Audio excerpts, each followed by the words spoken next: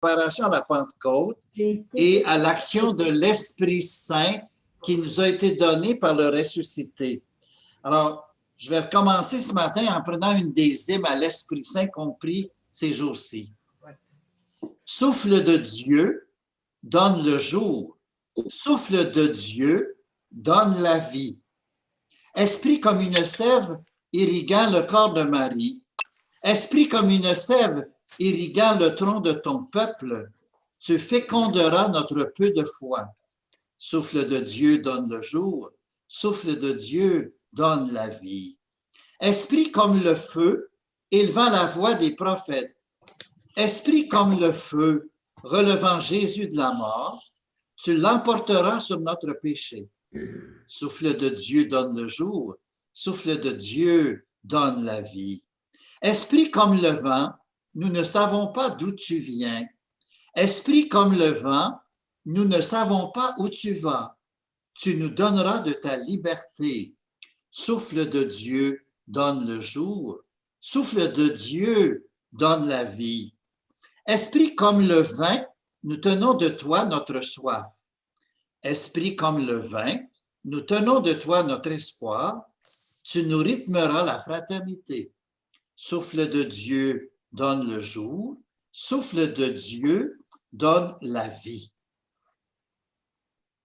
Hier soir, on se disait que c'était un temps pour voir. Ce soir, c'est un temps pour choisir, un temps pour juger. Donc, on s'est d'abord laissé atteindre par ce qu'on voit dans notre monde maintenant. Et notre prochaine rencontre, ça sera comment agir concrètement pour soigner et relever. Aujourd'hui, c'est un petit peu de discerner, de choisir. Un temps d'épreuve, c'est toujours un temps pour distinguer entre les chemins du bien qui mènent à l'avenir et les autres chemins qui mènent nulle part et qui sont à rebours. Avec de la lucidité, on peut choisir plus facilement la première voie. Donc, pour notre étape de ce soir, on a besoin non seulement d'une ouverture à la réalité, mais des critères pour nous guider. Savoir que nous sommes aimés de Dieu, appelés à être un peuple solidaire en service. Donc, on a besoin d'une capacité de réflexion silencieuse, être capable de trouver des lieux de refuge contre la tyrannie de l'urgence. On a besoin de la prière pour entendre les impulsions de l'esprit, puis cultiver le dialogue dans notre communauté, et peut-être pour nous permettre de rêver. Donc, être capable de discerner les signes des temps et opter pour un chemin bénéfique pour tous. Et on pourrait dire, pour discerner, c'est important de retrouver des valeurs, revenir à ce qui vaut authentiquement la peine.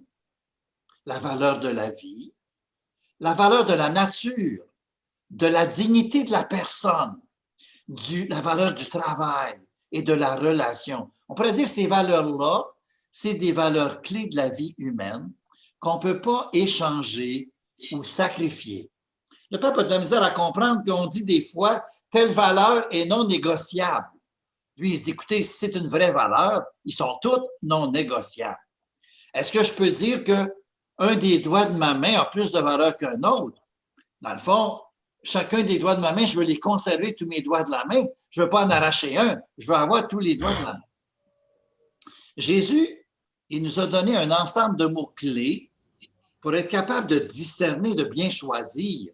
On pourrait appeler ça la grammaire du royaume de Dieu, les béatitudes. Et cette espérance de la plénitude de vie, cette espérance de la paix, de la fraternité, de l'équité puis de la justice. On pourrait dire ces valeurs-là, elles ne sont pas négociables. Elles sont sacro-saintes. Donc, l'Église a développé, dans le fond, au cours surtout des derniers 100 ans, une série de principes de réflexion à la lumière de l'Évangile. Des critères de jugement pour guider notre action comme disciples missionnaires. On appelle ça la doctrine sociale de l'Église. Donc, c'est des principes qui viennent de l'Évangile, mais que dans le fond, d'autres gens que nous pourraient aussi en voir la valeur et la nécessité. C'est des valeurs qui expriment l'amour, donc qui mettent en place une dynamique pour permettre aux personnes de se sentir aimées, en particulier les pauvres, qui réalisent qu'ils ont de la valeur. C'est pour ça que l'Église, mon Dieu, ça fait depuis peut-être les années 70 qu'on parle de l'option préférentielle pour les pauvres. Dans le fond, quand on prend des décisions, il faut toujours garder en tête c'est quoi l'impact sur les pauvres de notre monde. Donc, que les pauvres, ils soient présents. Une autre des valeurs pour lesquelles l'Église insiste beaucoup, c'est le bien commun. Le bien commun, c'est de dire, écoutez, là, on ne peut pas simplement servir l'intérêt d'un groupe à l'intérieur de la société, mais il faut penser à tout le monde. Donc, on va penser en termes du plus grand bonheur pour le plus grand nombre. Donc, le bien commun, c'est le bien que nous partageons tous, le bien du peuple dans l'ensemble. Donc, ce qu'on a tous en commun. Et c'est de voir qu'est-ce qui est bon pour tous. La deuxième chose, c'est la conviction de l'Église, à la lumière de l'Évangile, la destination universelle des biens. Que les biens de la terre qui nous sont donnés, ils sont là pour tous. Oui, il y a la propriété privée, mais ça doit être réglementé et tenir compte du fait que les biens de la vie, de la terre, du travail, du logement sont à la disposition de tous. Vous savez, les pères de l'Église, ils disaient quand on donne aux pauvres, on leur rend ce qui leur appartient. Parce que Dieu, les biens de la terre, les a voulus pour tous, sans exclure personne. Il y a deux autres grands principes qu'on trouve dans la doctrine sociale de l'Église, la solidarité et la subsidiarité. La solidarité, dans le fond, c'est de dire, puis la pandémie nous l'a encore rappelé, on est interdépendants. On est en lien les uns avec les autres. Ça veut dire que quand des gens nous arrivent, qui nous apparaissent comme des étrangers, bien, on est appelé à les accueillir, annuler les dettes des pays pauvres, donner un foyer aux personnes handicapées, adopter les rêves et les espoirs que les gens nourrissent d'une vie meilleure. Puis, en même temps, la subsidiarité, c'est dans le fond le fait qu'on est tous des sujets autonomes, puisqu'on est capable de décider de nous-mêmes. On n'a pas besoin de quelqu'un au-dessus pour le décider. Puis que dans le fond, vous savez, même on veut travailler pour les pauvres, mais avec les pauvres, et que les pauvres eux-mêmes se prennent en main, c'est important. Donc, comment accueillir ces grands critères-là? Ça demande de la réflexion puis de la prière, et ça demande l'écoute de l'Esprit Saint. De comprendre qu'est-ce que Dieu nous invite à vivre à partir de ce qu'on a vu. Que, dans le fond, on est appelé à tenir compte de ce que le Seigneur nous dit dans la vie du monde actuel. Donc, il y a des fois des gens qui voudraient que les choses arrivent vite, qu'on décide tout de suite. Des fois, être à l'écoute de l'Esprit Saint, ça peut prendre du temps. Accepter de prendre du temps si on veut créer un avenir nouveau et meilleur. Et à ce niveau-là, on va en arriver à la vérité et en s'y ouvrant. Dans le fond, le coronavirus, ben mon Dieu, ça a amené des changements dans notre société. Et on réalise qu'on est appelé à repenser une foule de choses qu'on vivait. Il y a des choses qu'on ne pouvait pas imaginer il y a 15 mois qui sont pourtant arrivées. Et cette pandémie-là nous le rappelle. Puis en même temps, les problèmes écologiques qui ne sont pas partis parce qu'on est en pandémie. Et puis, le pape, il parle aussi du populisme, une façon de faire de la politique où on veut plaire à des gens pour avoir des votes, mais on ne se préoccupe pas vraiment du bien commun. Dire tout ça, là, c'est là maintenant.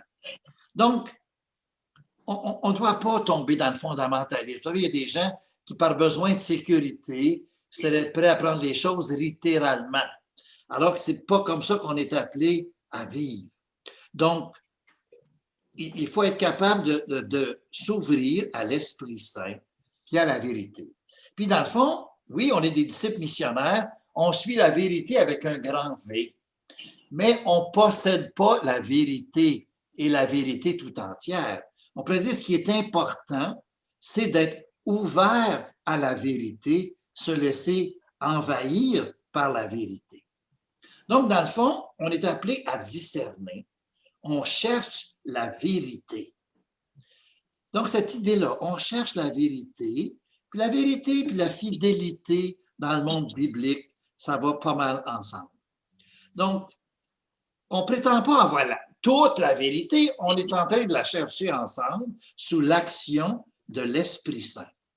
Donc, oui, on a une pensée qui nous aide à creuser, mais elle est toujours comme inachevée. On essaie d'approfondir, on fait du progrès, mais en même temps, on n'a jamais complètement la vérité, puis on ne peut pas se présenter comme des gens qui avons toutes les réponses. Donc, cette idée-là, être capable de creuser. Et là, le père va dire, attention, lui, il va dire comment il est allergique au moralisme. Que dans le fond, des gens qui ont déjà toutes les règles précises pour tous les cas, on a toutes les réponses. Et bon, il dit, écoutez, je suis conscient que des catholiques, ça les fait blêmir quand je parle comme ça. Ils voudraient avoir une vérité tellement claire. Mais dans le fond, l'Église n'est pas une forteresse de certitude. On est en recherche, puis on veut approfondir. On a déjà une expérience de la vérité en Jésus, et c'est pour ça qu'on n'est pas... L'autre chose que le pape va dénoncer, c'est ce qu'on appelle le relativisme, que chacun décide de sa vérité. Il y a des choses objectives, il y a des principes solides. Il va dire, écoutez, il est très heureux d'appartenir à l'Église qui a une solide tradition, qui a des siècles d'expérience pastorale. Mais il reste que nous qui avons la foi, on est des gens qui sommes toujours en recherche de la vérité, et une vérité qui nous dépasse. On n'a jamais fini de l'approfondir puis de la comprendre. Donc, c'est important ça, d'être ouvert à la vérité, de chercher à creuser la vérité. Et on dit, il y a la grande tradition de l'Église. Bien, le pape dit, écoutez, oui, c'est vrai, mais la tradition de l'Église, ce n'est pas un musée. La vraie religion, ce n'est pas un congélateur où on aurait flanqué la doctrine pour la garder comme certains des vaccins. Non. La vérité, elle grandit, elle se développe comme un arbre. Il est toujours le même, puis pourtant il grandit, puis il porte plus de fruits. Il y a des gens qui voudraient nous dire que Dieu il a parlé une fois pour toutes, il y a 2000 ans, et puis qu'il ne parle plus, puis qu'on ne peut pas aller plus loin. Puis on a l'impression que ce qu'ils ont compris, eux, c'est l'ultime parole de Dieu. Donc, dans le fond, ils n'aiment pas ça, le mot discernement. Parce que le discernement qui est propre pas mal à Saint-Ignace et aux Jésuites, mais le discernement, c'est d'essayer de creuser puis d'aller encore plus loin.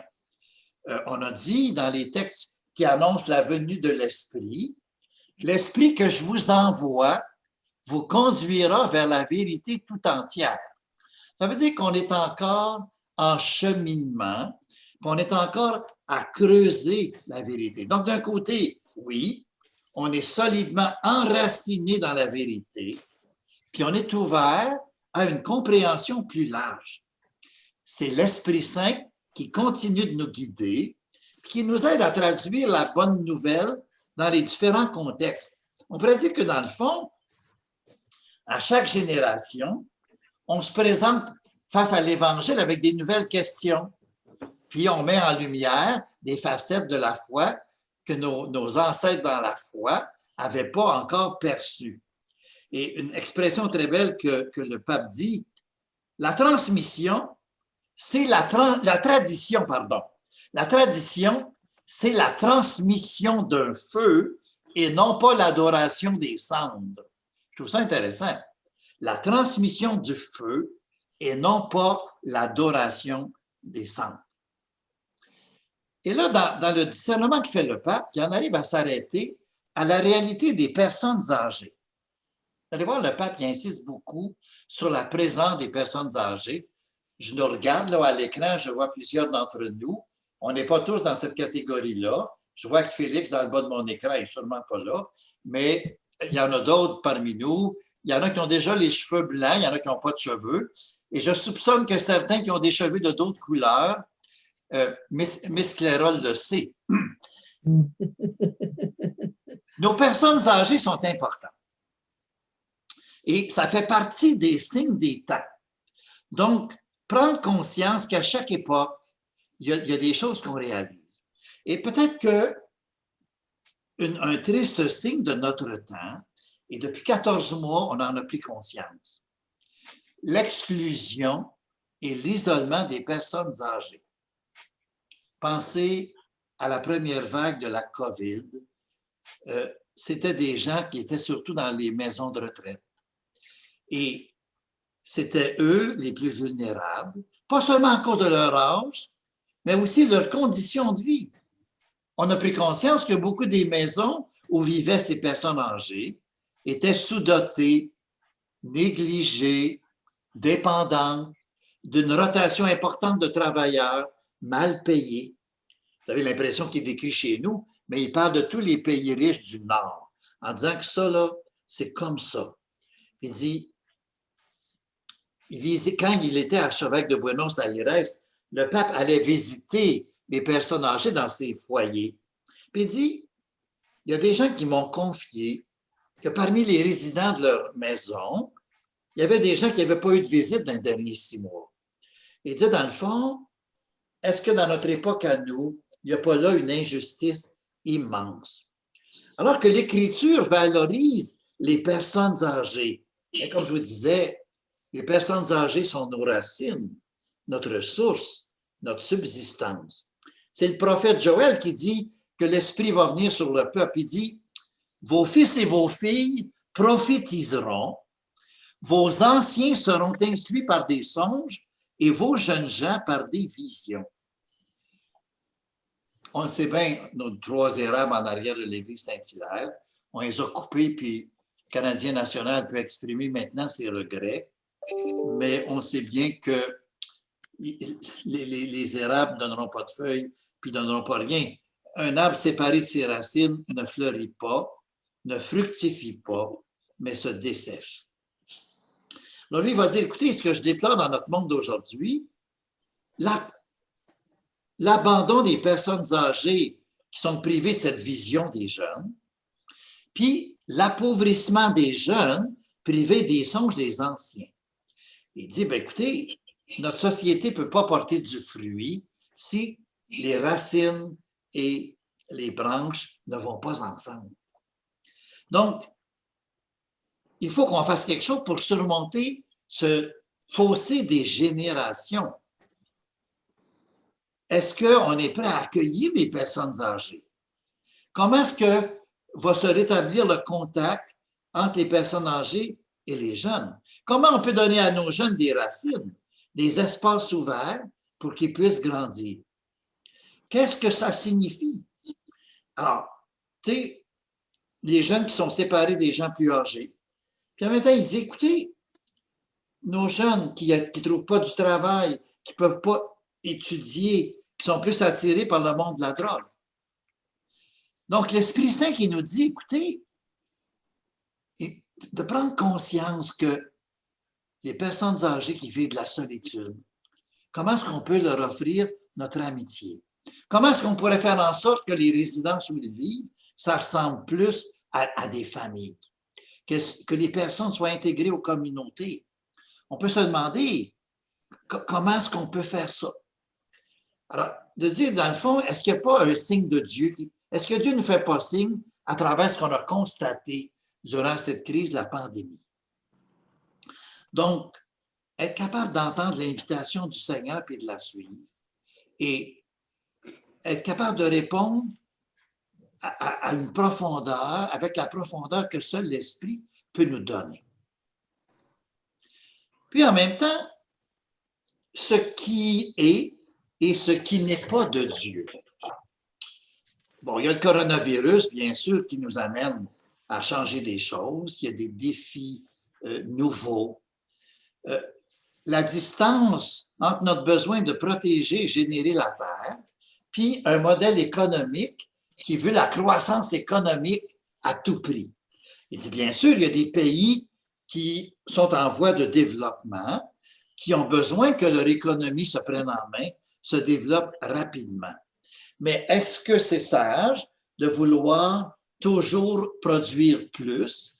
Est-ce qu'on n'est pas en train de gâter notre terre? Est-ce que ça déstabilise pas la nature qui est la nôtre? Donc, dans le fond, de dire, est-ce qu'il faut avoir une vie de plus en plus abondante? Il y a comme un genre d'idéal dans notre monde à nous où on aurait de plus en plus de choses. Est-ce que la COVID ne nous fait pas comprendre conscience de qu'est-ce qui est important? Puis être capable de juger, peut-être qu'il faut reviser notre façon de vivre et reviser nos objectifs de croissance, où on tient compte des besoins de tout le monde, puis des limites de notre planète. Dans le fond, on se posait la question à travers tout ça, qu'est-ce qui humanise et qu'est-ce qui déshumanise? Qu'est-ce qui nous aide à grandir comme personne? Puis qu'est-ce qui va contre ça? Donc, être capable de discerner entre les deux. Disant, écoutez, il y a des gens qui nous prédisent toutes sortes de choses, c'est peut-être pas si facile, mais être capable de discerner ce qui est de Dieu, ce qui n'est pas de Dieu, être capable de voir puis être capable d'agir à cette lumière-là.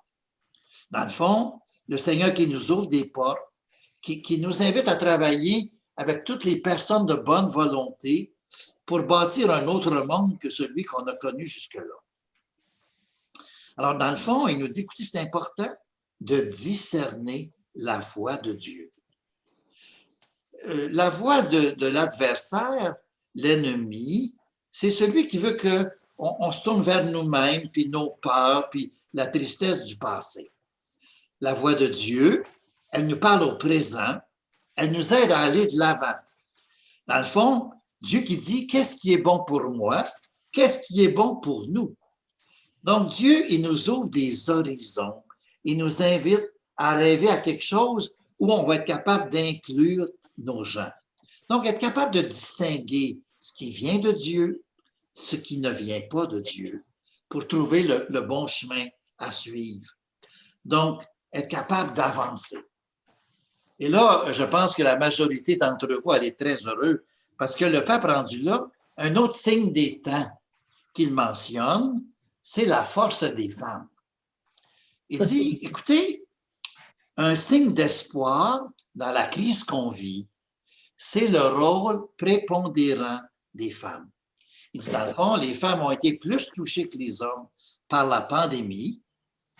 Dans le fond, 70% des personnes qui travaillent dans le secteur de la santé, ce sont des femmes dans le monde. Elles ont été plus durement touchées économiquement quand elles travaillent dans des secteurs informels ou sous-payés. Puis là, je n'ai pas suivi assez les informations internationales, mais le pape dit, écoutez, les pays dont le président ou le premier ministre est une femme, dans l'ensemble, ont mieux et plus rapidement réagi que les autres, ont pris les décisions rapides avec empathie.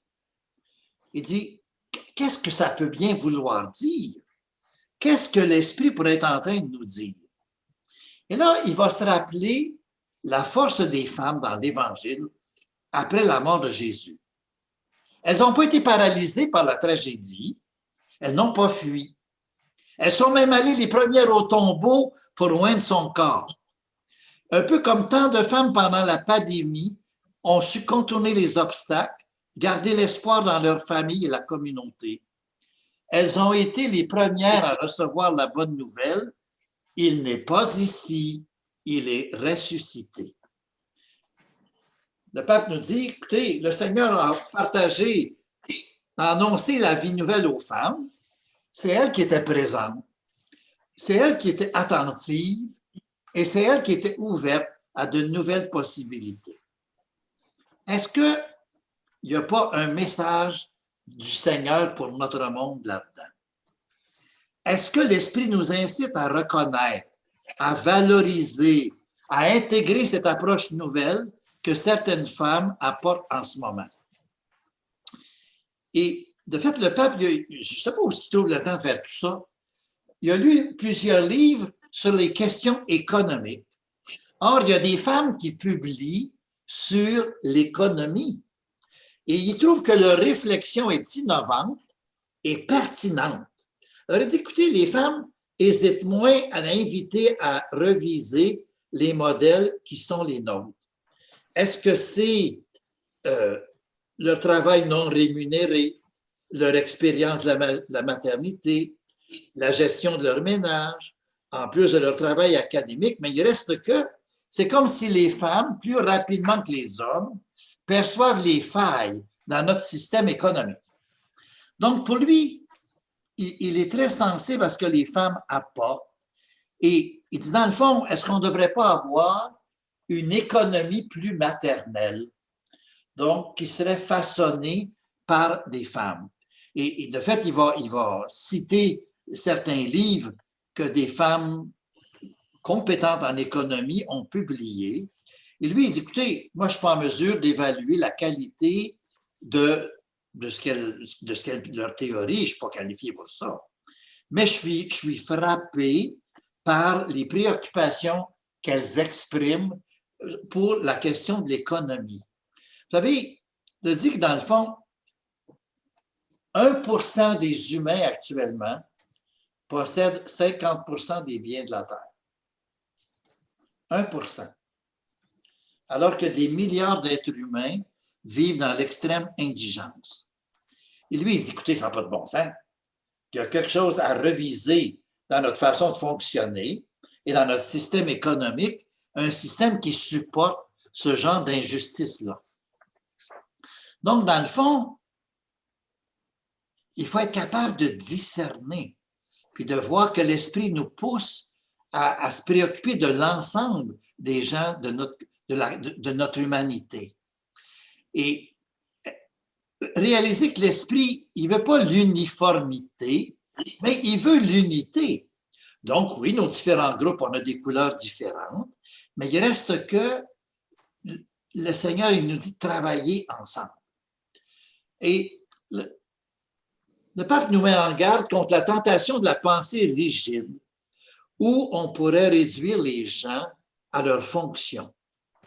Écoutez, c'est peut-être pas seulement de nommer des femmes à plus de postes de direction, mais c'est d'accueillir leurs intuitions. Dans le fond, qu'elles voient des choses que peut-être nous, les hommes, on ne voit pas. Et c'est intéressant parce qu'après ça, le pape il applique ça un peu à l'Église. Alors lui, il dit, écoutez, c'est quelque chose qui me préoccupe depuis que je suis arrivé à Rome il y a 8 ans. Comment mieux intégrer la présence et la sensibilité des femmes dans les processus de décision du Vatican? Comment créer des espaces où les femmes peuvent diriger, mais elles peuvent diriger, mais ça leur permet de façonner la culture, qu'elles y soient valorisées, respectées et reconnues. Alors, il va dire, j'ai nommé des femmes à des postes au Vatican. Je l'ai fait parce qu'elles étaient compétentes, puis elles avaient leur expérience à apporter, mais je pensais qu'elles pouvaient influencer la vision et la mentalité du gouvernement de l'Église. Alors, il dit comment il a invité des femmes à être des consultantes auprès des organes du Vatican pour qu'elles puissent exercer leur influence. Donc, l'importance d'intégrer la vue des femmes dans la direction de l'Église. Alors, il rappelle qu'au Vatican, il y a des femmes dans le dicastère pour les laïcs, la famille et la vie. Il y a des chefs de section dans ce groupe-là. La directrice du musée du Vatican, c'est une femme. Puis il y a une femme aussi maintenant à la secrétaire d'État, où le Vatican, c'est sa relation avec les États. Donc, une femme est en charge des relations de l'Église avec les organisations multilatérales comme les Nations Unies et le Conseil de l'Europe. Il dit, écoutez, je l'ai nommé d'autres femmes dans d'autres postes, puis ça ne l'a pas frappé, puis les médias n'en ont pas parlé. Mais il y a un conseil de l'économie. Et là, ça l'a fait du bruit, et c'est l'année passée. c'est l'organe qui supervise la politique financière du Vatican. Il y a là 7 cardinaux et 7 laïcs. Bien, sur les 7 laïcs, il y a 6 femmes maintenant. Et c'est sûr que ça l'a un peu frappé. On pourrait dire les hommes sont encore majoritaires, il n'y a pas encore de femmes cardinaux, mais il reste qu'il y en a nommé 6 d'un coup. Parce qu'il dit, selon moi, les femmes en général sont de meilleurs administrateurs que les hommes. Elles comprennent mieux les processus et comment faire avancer les projets. Donc, elles n'ont pas seulement l'expertise et le bagage professionnel, mais les hommes y ont ça aussi, mais elles apportent leur expérience personnelle, comment elles ont dû organiser la vie quotidienne dans différentes manières, comme mères, femmes et membres de groupes de discussion. Alors, c'est intéressant. Puis il se rappelle comment les femmes avec qui il a travaillé en Argentine voyaient les choses de façon différente des hommes. C'était surtout pratique. Il avait une compréhension réaliste des choses qui fonctionnaient. Alors, il rappelle qu'à Buenos Aires, il y avait des femmes comme directrices financières, chancelières, responsables des archives diocésaines, et dans plusieurs conseils pastoraux aussi, leurs avis avaient plus de prix que ceux de nombreux hommes. Je ferais remarquer que dans le diocèse d'Edmundston, on n'est pas loin de Buenos Aires, entre vous et moi, mais c'est intéressant de voir que le pape François, il arrive à Rome avec cette expérience-là. Il dit naturellement, écoutez, la place des femmes dans l'Église, ça ne dépend pas seulement du Vatican. Oui, à cause du cléricalisme, qui est une corruption du sacerdoce, beaucoup pensent que l'Église est exclusivement dirigée par des hommes. Mais quand vous regardez les diocèses dans le monde, comment de femmes dirigent des départements diocésains, autrefois, nous autres, les écoles et les hôpitaux, il y en a peut-être moins. Mais il reste que dans beaucoup de diocèses dans le monde, on trouve plus de femmes que d'hommes.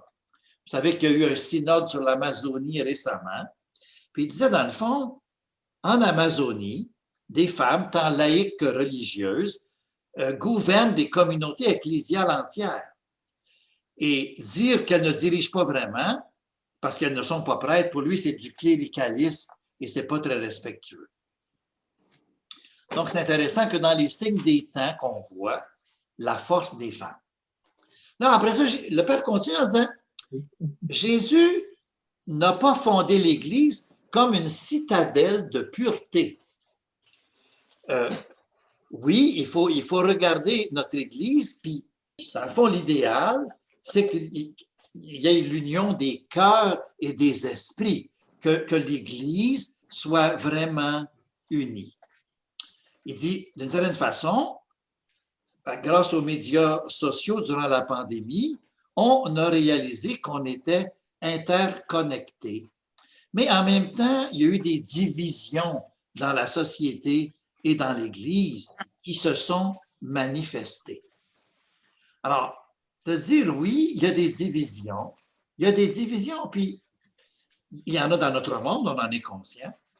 Et là, il va nous dire, écoutez, dans l'histoire de l'Église, il y a toujours eu des groupes qui se sont retrouvés dans l'hérésie à cause de la tentation de l'orgueil, qui leur donnait un sentiment d'être supérieur aux autres dans l'Église. Il va dire, nous autres, depuis Vatican II, il y a maintenant plus de 50 ans, il y a eu d'abord des idéologies révolutionnaires, puis là, maintenant, des idéologies de restauration, des gens qui veulent retourner à l'Église d'avant. Il dit, dans tous les cas, ce qui caractérise ces gens-là, c'est la rigidité. Et pour lui, la rigidité, ce n'est pas le signe de l'esprit, mais du mauvais esprit. Et ça cache quelque chose. Et il dit, dans le fond, ça cache quelque chose jusqu'à ce que le scandale éclate. Alors, dans les dernières années, on a vu un groupe non négligeable de groupes dans l'Église, des mouvements, qui étaient marqués beaucoup par la rigidité, l'autoritarisme.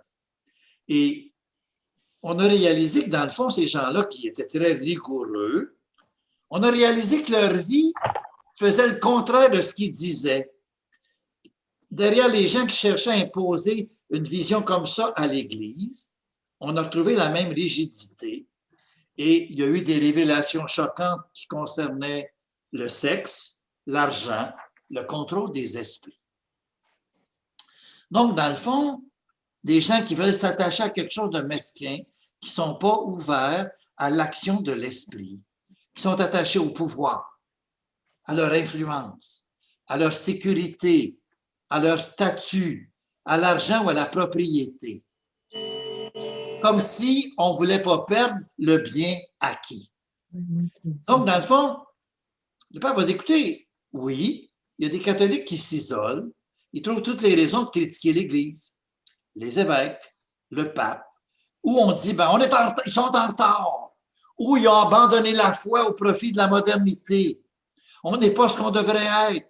Comme s'ils disaient, le seul groupe qui ne l'a pas, c'est nous autres. Donc, au lieu de partager la tâche d'annoncer l'Évangile au monde avec tous nous autres, ben, ils se retirent dans leur petit groupe de puristes qui se disent gardiens de la vérité. Alors, pour lui, on sème ainsi les graines de la division.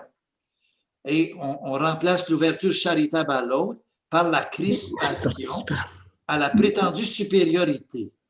Et le père va dire, écoutez, non, il y a des choses dans l'Église, de penser que l'Église ne peut être sauvée que par ces personnes-là. Alors, ou des gens qui disent, il y a trop de confusion dans l'Église actuelle. On se rattache à la tradition. Alors, de dire, non, on est appelé à avancer sous l'influence de l'Esprit Saint. Alors, dans la foi, il y a des gens qui ne veulent pas bouger, qui ne veulent pas changer. Puis il y en a d'autres qui trouvent que l'Église va passer vite. Alors, certains qui disent, ben, tant que l'Église n'aura pas ordonné de femmes, ben, on ne travaillera pas avec elle.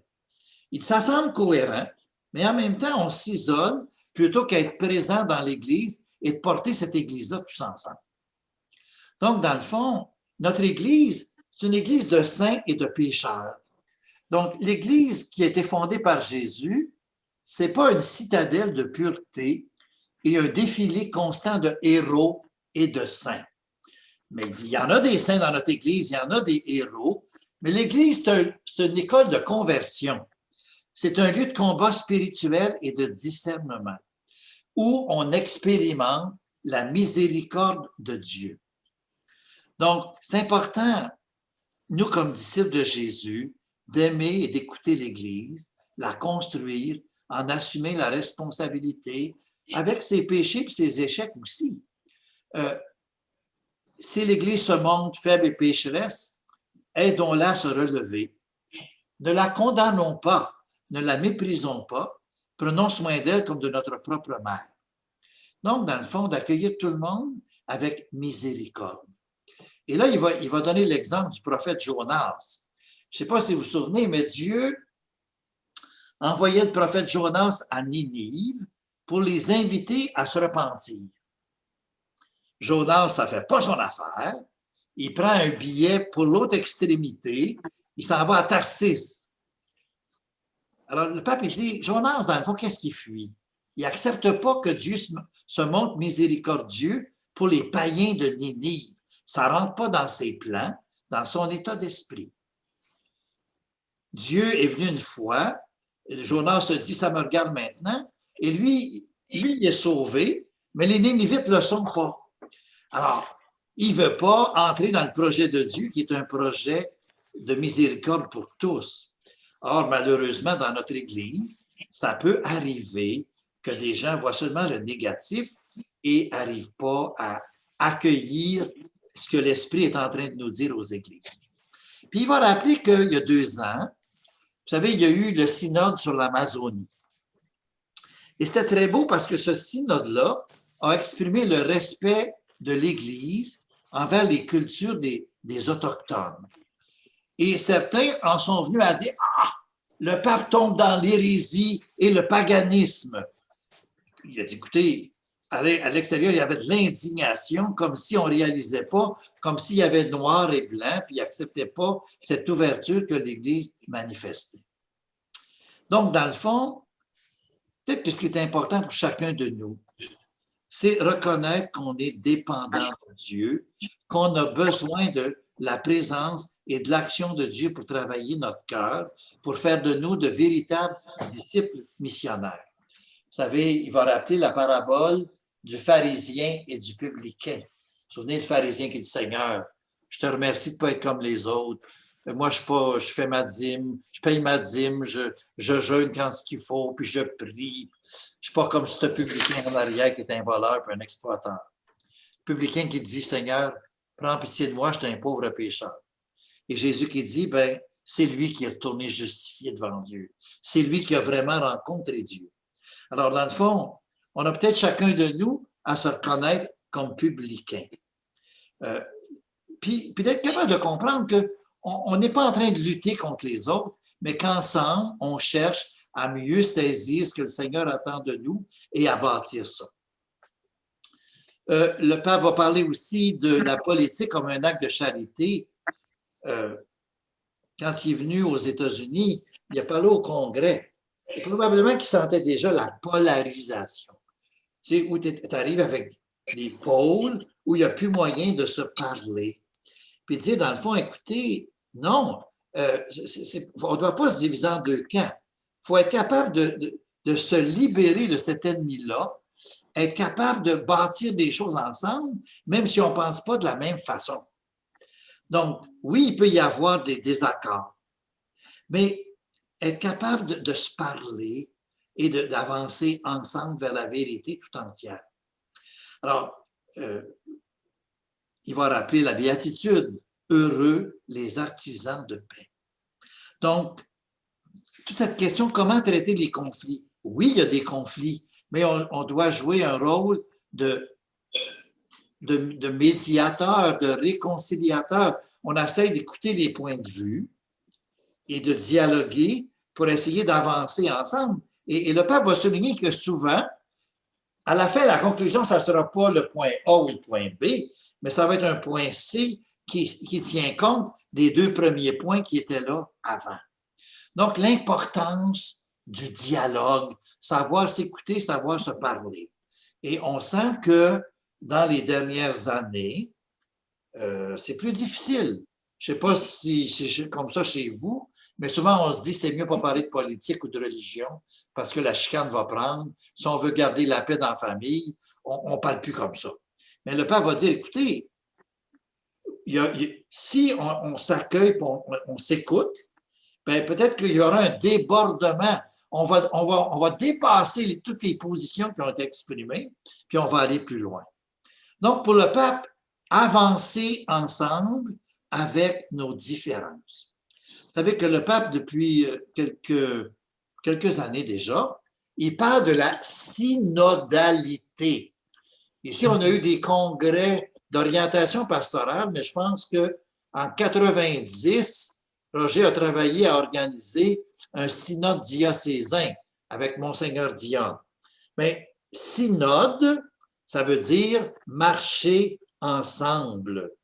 Donc, oui, être capable d'honorer, réconcilier les différences, où on va retenir le meilleur de ce que chacun peut apporter. Et le pape va rappeler, on est en train de lire ça les jours de semaine, les Actes des Apôtres, la première grande rencontre à Jérusalem, il était de savoir, ceux qui accueillent la bonne nouvelle de Jésus, est-ce qu'ils doivent adopter toutes les pratiques de la loi juive? Ça a été un grand débat dans l'Église des débuts, puis on est arrivé à dire non, ce n'est pas nécessaire qu'ils soient circoncis. Pour qu'ils puissent respecter les judéo-chrétiens, on leur demande quelques petits éléments, mais on a compris que être un disciple de Jésus ne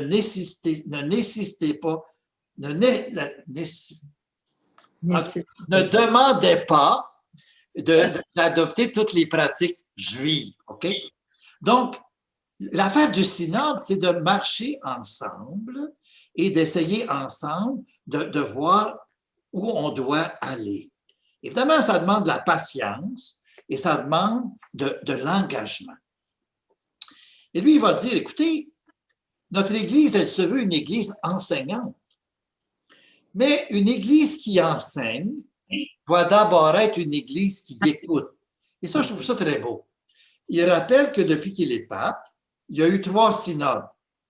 Un sur la famille en 2 volets, un sur les jeunes et un sur l'Amazonie. Puis là, il va rappeler comment comment ça se passe? Parce que ça commence par des grandes consultations au niveau de l'ensemble des diocèses. Et les diocèses renvoient ça à Rome et ça va être soumis à l'ensemble. Donc, ça commence par l'écoute et tout le monde peut être consulté parce que on pourrait dire que les fidèles dans leur ensemble ont tous reçu l'onction de l'Esprit Saint et c'est Vatican II qui le disait. Ils ne peuvent pas se tromper en matière de foi. Donc, dans le fond, chaque fois qu'il y a eu un synode, on a consulté dans l'ensemble de l'Église avant d'en arriver à la grande réunion où il y avait 200, 250 évêques, plus des laïcs, des experts qui apportaient leur contribution. Et là, le pape rappelle un principe de l'Église du premier millénaire. C'est intéressant ça, je ne savais pas ça avant de dire ça. Ce qui touche tout le monde doit être discuté par tous. Ça va à peine que je le répète. Ce qui touche tout le monde doit être discuté par tous. Donc, c'est pour ça que le pape dit, écoutez, quand j'entends parler qu'il y a des diocèses qui font des synodes, je trouve ça très important. Le synode ne met pas en question les vérités traditionnelles de la doctrine, mais il se pose la question, comment cet enseignement-là peut être vécu, appliqué dans le contexte d'aujourd'hui. Donc, oui, il y a une conversion à faire, se demander comment on va vivre ces grandes vérités de foi au 21e siècle, après la pandémie. Donc, il ne s'agit pas d'arriver à une réunion ecclésiale. Ça, le synode, c'est vrai pour l'Église universelle, c'est vrai pour les conférences épiscopales nationales, c'est vrai pour les diocèses, ça devrait être vrai pour les paroisses. Ça veut dire, on ne va pas dans une réunion pour imposer nos idées, mais pour être capable d'être à l'écoute puis accueillir les autres. Donc, il faut être ouvert à ce que l'Esprit nous dit à travers le partage qu'on va faire les uns avec les autres. Alors, parce que lui, il dit des fois, on s'est durci. Pas vous allez vous souvenir, mais le synode sur la famille, il y en a qui ont voulu réduire le synode sur la famille. Est-ce que les divorcés remariés pourront aller à la communion? Ben, il dit, dans le fond, ça, c'était une petite question sur un ensemble beaucoup plus vaste. Et peut-être qu'on a redécouvert, imaginez-vous, saint Thomas d'Aquin. Saint Thomas d'Aquin, parce que saint Thomas d'Aquin disait qu'il n'y a aucune règle générale qui peut s'appliquer à toutes les situations. Oui, on a des grands principes, mais à la lumière des grands principes, il faut voir ensuite comment ça peut être appliqué, ce qui amène beaucoup plus de souplesse dans l'approche pastorale. Et c'est intéressant parce que le pape dit, on a fait du progrès quand on a compris ça. L'Esprit Saint nous a mieux aidé à comprendre cette réalité-là, que il ne s'agit pas de faire des règlements puis de dire on les applique aveuglément, mais il y a cette question de comprendre, cette question de miséricorde qui est impliquée. Donc, on en est arrivé à des approches pastorales beaucoup moins rigides qu'on avait déjà connues autrefois. Bon, le pape va parler aussi des peuples indigènes, parce que le synode sur l'Amazonie s'est penché sur cette question-là. Et de fait, on a insisté beaucoup, je ne sais pas si vous avez peut-être pas vu l'exhortation qui est venue après, mais où on décrit le contexte environnemental, culturel, économique des peuples de l'Amazone. Et c'est intéressant parce qu'en Amazonie, ils n'ont pas beaucoup de prêtres et on insiste beaucoup sur une forte présence de laïcs actifs, des laïcs qui sont très engagés et de voir comment des choses sont importantes. En tout cas, l'Église d'Amazonie peut peut-être nous donner des éléments qui nous aident à comprendre. En tout cas, ce qui est sûr, la conclusion du synode, de réaliser qu'on a une foule de laïcs très engagés et ça devient de plus en plus important pour notre vie d'Église. Dans ce texte-là, qui est paru fin 2020, il ne parle pas, vous savez, le pape vient d'instituer, il y a des ministères institués depuis 1972. Et là, il y a un autre ministère laïque institué qui est celui de catéchiste, un service important dans la vie de l'Église précis qui pourrait être reconnu en Église et que hommes et femmes pourraient recevoir. En tout cas, de réaliser, le père dit, écoutez, moi je crois qu'il faut faire confiance aux laïcs. Puis il voit qu'en Amazonie, c'est souvent des femmes qui dirigent les communautés chrétiennes de la région. Et lui, il est confiant que ça va porter beaucoup de fruits. Et il conclut un petit peu en disant, le temps appartient au Seigneur. C'est que des fois, il y a peut-être des gens qui sont tellement impatients. Tout devrait arriver tout de suite. Alors, il va dire, écoutez, c'est important le temps. Parce que des fois, progressivement, des choses évoluent. Et les dons, le Seigneur, il ne nous lâche pas. Il va nous donner les dons qui sont importants pour l'Église et il va nous aider à discerner les nouveaux chemins dans le nouveau monde qui va apparaître après la pandémie. Il va dire, dans le fond, sa conclusion de cette partie-là, il va dire, dans le fond, premièrement, on a besoin d'une écoute mutuelle respectueuse. Il ne faut pas qu'on arrive avec des idéologies ou des programmes prédéterminés.